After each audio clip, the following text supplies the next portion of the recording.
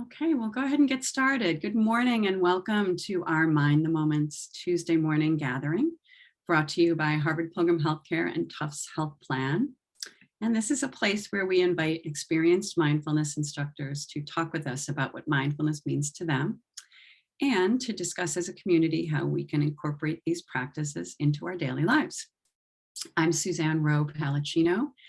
I am so happy to be here with Kell Julliard, mindfulness instructor, organist extraordinaire, hobbyist, amazing hobbyist, and longtime meditator. So happy to be here with you this morning, Kell.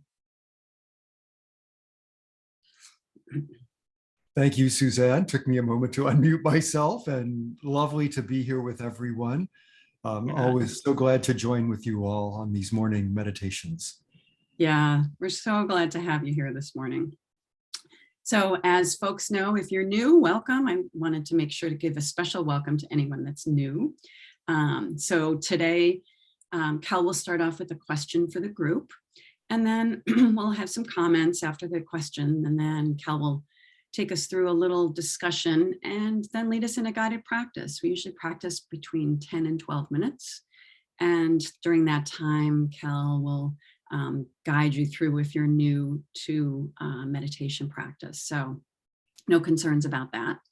And if you could open up the chat at the bottom of your screen, and that will give you an opportunity to see any comments that are coming in as we ask the question and then maybe have a Q&A at the end. And you can click on the drop-down menu that says everyone, the blue drop-down menu at the bottom of the chat, and then you can see everybody's comments coming in as they type. Okay, so Kell, what question do you have for the group this morning? Well, the question comes out of my theme, which is mud season. I live in Shutesbury, Massachusetts, on a dirt road. And this time of year, the ice melts and the roads turn to mud. And they're difficult to drive on, and they're messy and challenging. So in honor of this season, my question is, what good things have resulted for you from when life got messy in the past? And I've put that question in the chat. So when life got messy in the past, what good things actually do you now recognize resulted from that?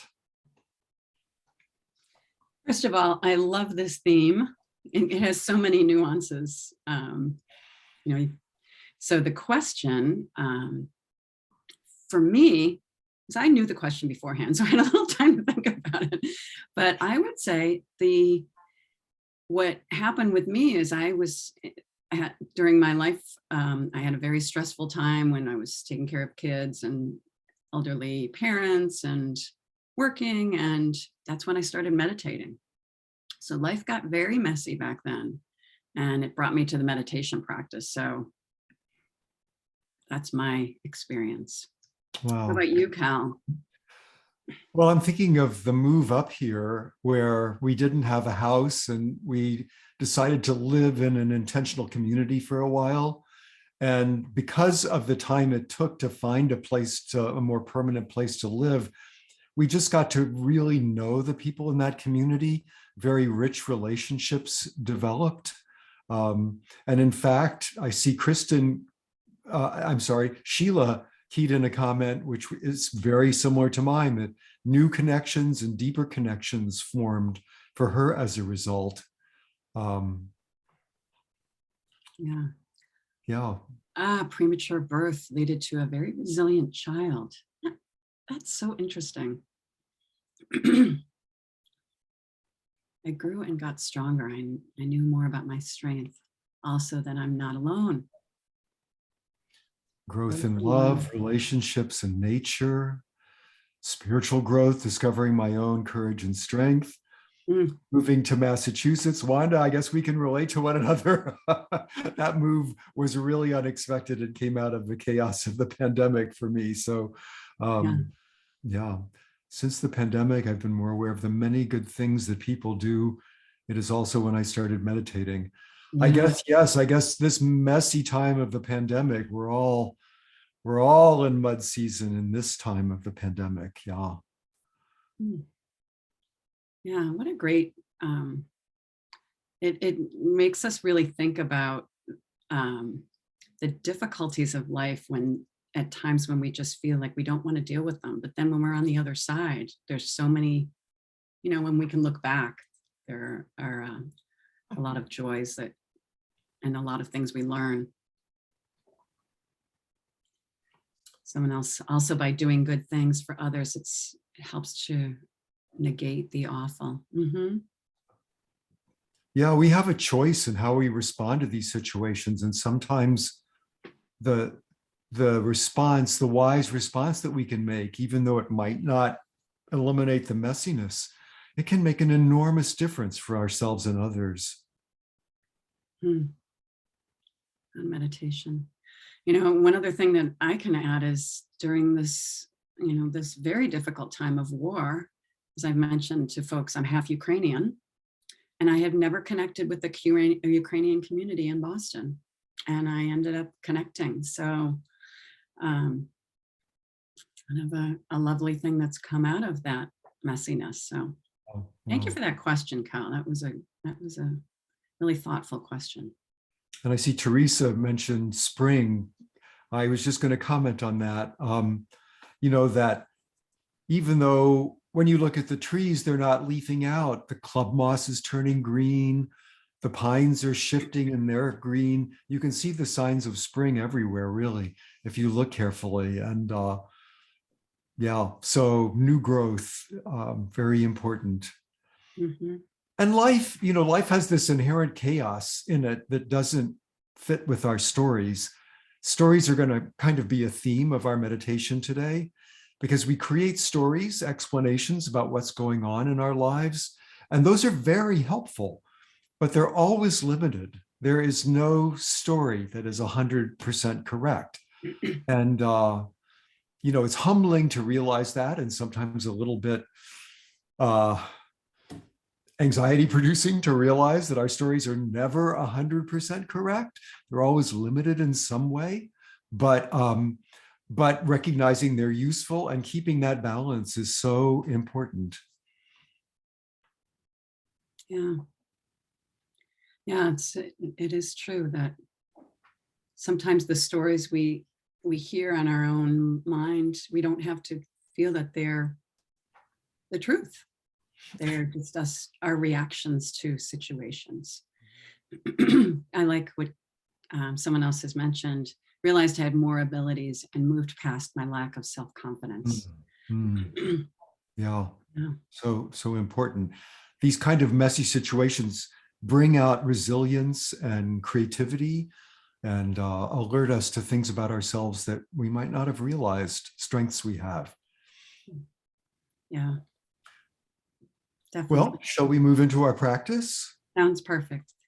Okay. So take a moment to check in with your body, to find a posture that is promoting presence, awareness, alertness, and yet is relaxed. So upright and relaxed. And just noticing that you're aware in this moment, alive, present, aware. And that you've come here to take care of yourself out of your intention to find happiness and freedom from suffering, and to do that in a wise and skillful way. And that thus there's a warmth of heart, a kindness, a compassion that's just naturally present.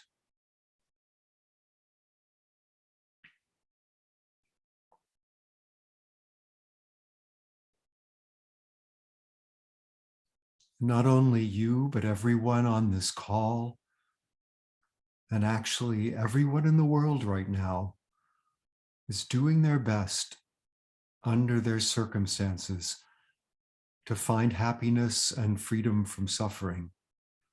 However skillful or unskillful that might be, that's the intention.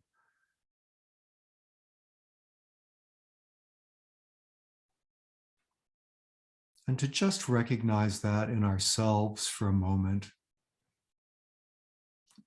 as a guiding light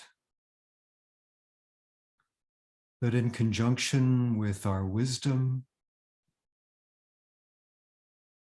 will eventually point our noses in the right direction in life, whatever arises in the outer world. So just to bring gratitude and appreciation for that warmth of heart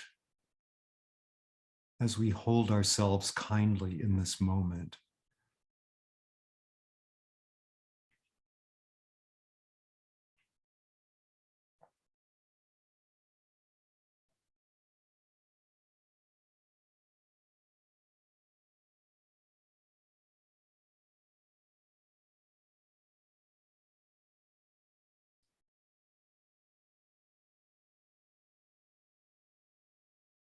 And now from this place of warmth and gratitude,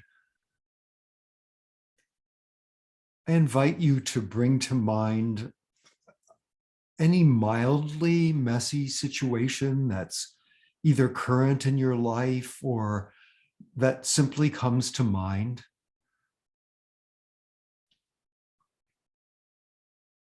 Something that's just a little bit challenging.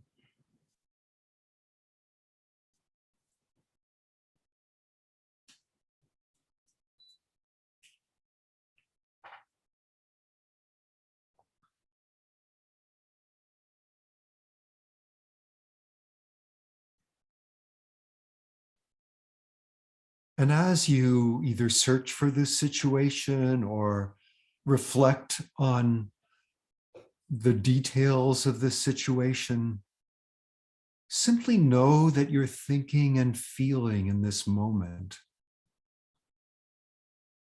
And see if 5% of you, as we move through this guided meditation, can simply be aware of the thoughts and feelings that are flowing by.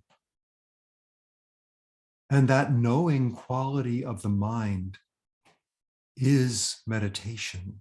That is what creates the space for meditation. When we know what we're experiencing, when we know that we're experiencing something. So reflecting on this slightly messy situation, just noticing, what are your beliefs about this situation? What are the assumptions that you're making?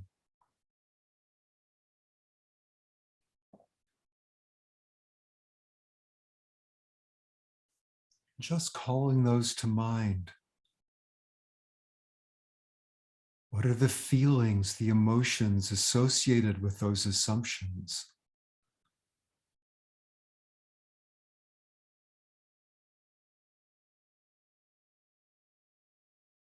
And if a slightly messy situation is hard to find, then bring to mind any situation, any relationship. Just notice, what are your beliefs about this? What are your feelings about it?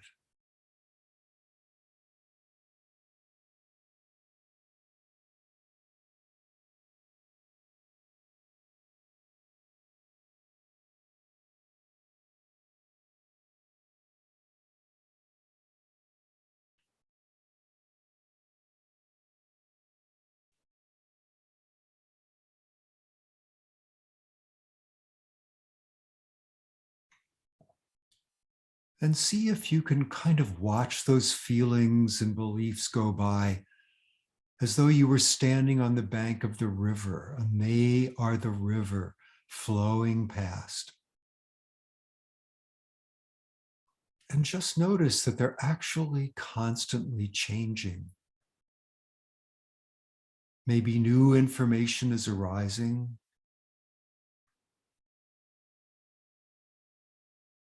But however subtly, the thoughts and feelings are constantly shifting. And maybe new perspectives are arising as you recognize that these are beliefs that you created, and that other feelings might be just as appropriate.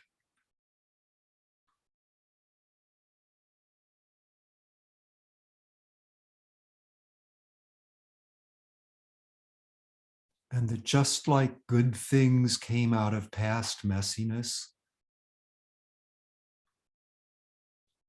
maybe good things will come out of this. Maybe you already recognize those.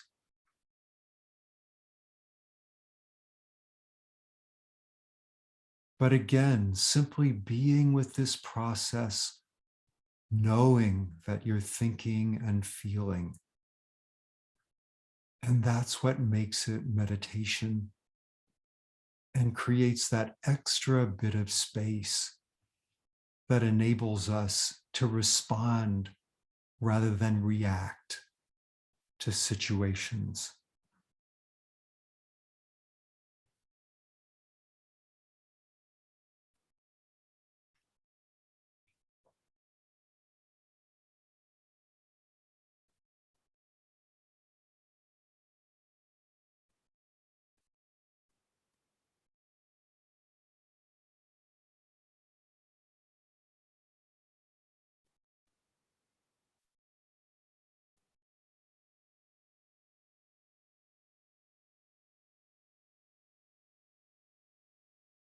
And again, recognizing that under this whole process is our wish to be happy and free from suffering.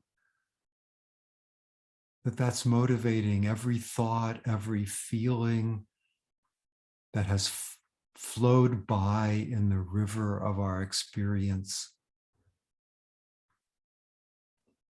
So continuing to recognize your own warmth of heart, your own kindness in this process.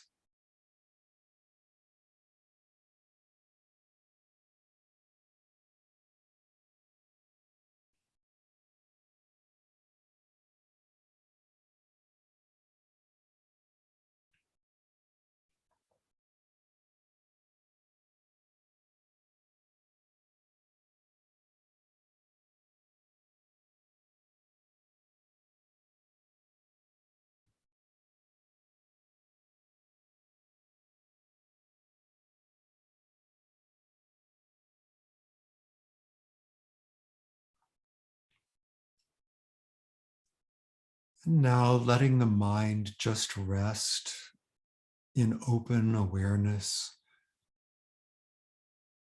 not blocking thoughts or feelings or sensations, simply knowing what is arising at any moment, and also primarily recognizing I'm aware and alive and present in this moment. And just resting with that recognition.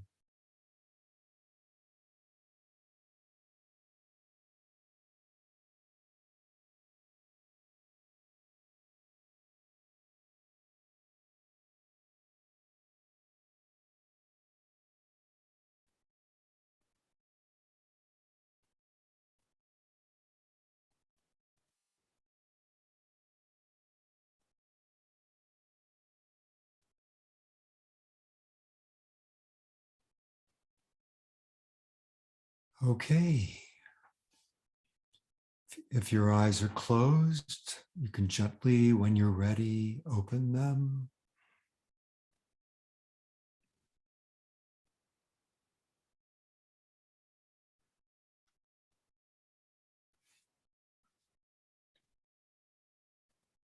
Thank you so much, Kell.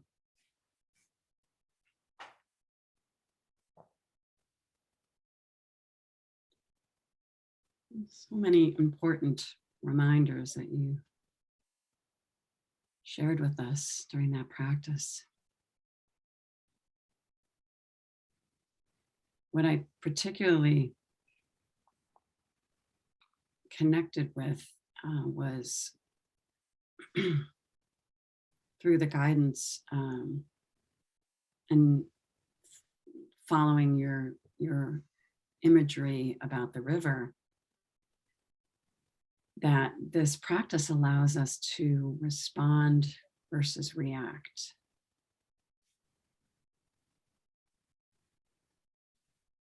And how,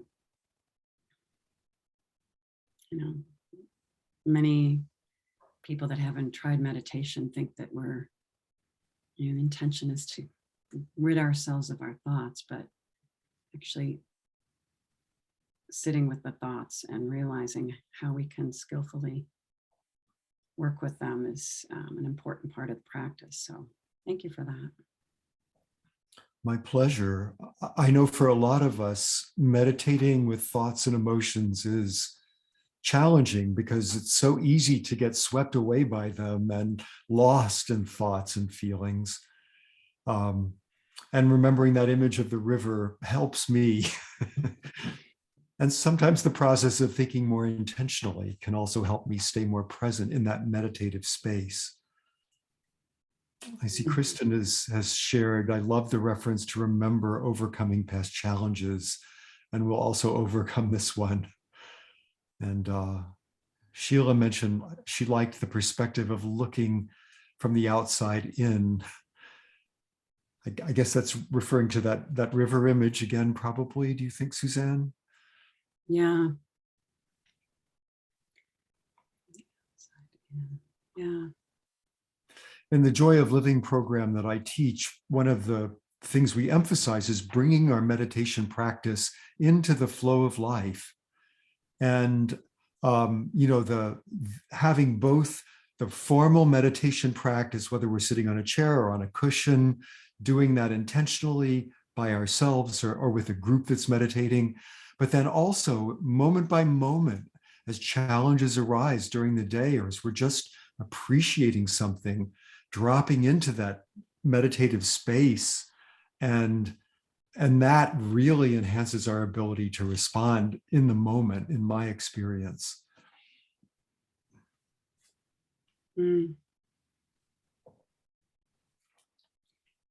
Practice helps me be patient and okay with the mess instead of going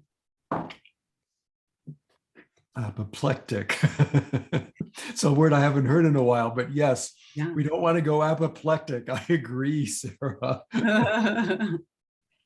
And Teresa mentioned meditation strengthens our ability to respond rather than react. Such an important attribute today, right, with all that's going on in the world. And I think for me too, recognizing the loving kindness and compassion, that so much of this messiness creates suffering for ourselves and for others, and to remember to hold ourselves gently with that, in kindness. Maybe rationing the amount of news that we take in, for instance, because it can get quite traumatizing. And the media is an endless onslaught, so really using our wisdom to ration that so that we're able to stay in a more peaceful place. Yeah, that's something I find myself doing all the time. Like I don't know if anybody's seen the Good News Network. It's just online. It's www.goodnewsnetwork.org. And they have all types of just really inspiring news that can help us connect with something that's going on, but not always have it be the like the difficult things that we see on the news. And news is important, but sometimes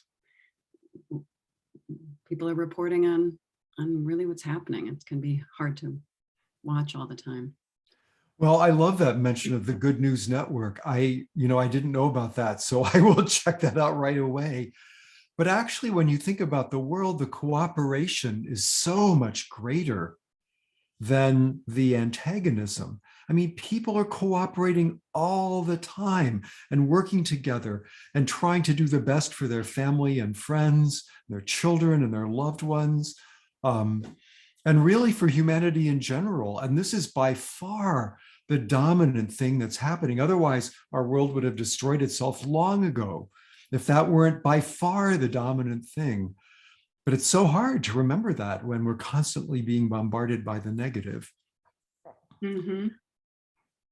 Yeah, and I absolutely, and what Janice brings up too is that our actions and those of others come from intention to be happy and free from suffering. That's exactly what I was going to mention as well. So I'm so glad you brought that up. Yeah, easy to assume the worst, but yeah, I like that, we're all doing our best under the circumstances. And sometimes, we know from our own world, sometimes we react well and sometimes we don't. Well, that's exactly what other people are doing. And, I was talking with a friend recently that I think we need to give each other a pass, at least a few, because it's, the times are always changing. And sometimes we react well and sometimes not. So.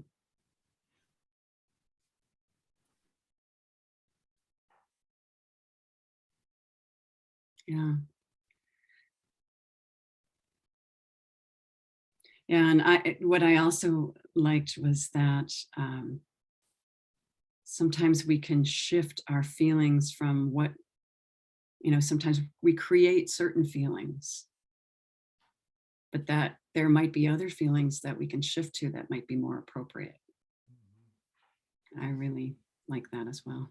Yeah, my teacher's brother, Sokni Rinpoche, says, real but not true. Our feelings are real, but they're responses from a limited viewpoint, whatever they are, and they're going to be changing. I mean, sometimes when I get angry, I look back and I think, the appropriate response really would have been laughter there. It's like, really? And looking at, asking the question, what in me is threatened right now? Is there actually anything being threatened? Because anger is often a response to perceived threat. And perceiving a threat is not always the most skillful way to respond to our environment. I've often found that asking questions, what were you thinking when you said that? Or could you help me understand this more? Or I'm a little confused. Could you clarify what you meant? And then it's like, oh, that's completely different from what I thought. It's, yeah. So that relates back to what Janice was saying about assuming the worst when you're in the mess. Yeah. Yeah, sometimes that one breath can make all the difference in the world. Really. Well, thank you, Cal. What a wonderful practice and discussion this has been this morning. We're very grateful for your insight into this mud season that some of us are dealing with more than others. So. Well, it's always a pleasure and a privilege to be with you, Suzanne, and those who join and those who comment and share in the chat. Yeah, really, really great to be with everyone this morning. And I'll share as well as I have in the past the link to our Wednesday morning sessions, which have become a really nice, rich opportunity for discussion as well. So thank you to everyone for joining. Thank you again to Kell. And we'll see you hopefully another time this week. Have a good rest of your day.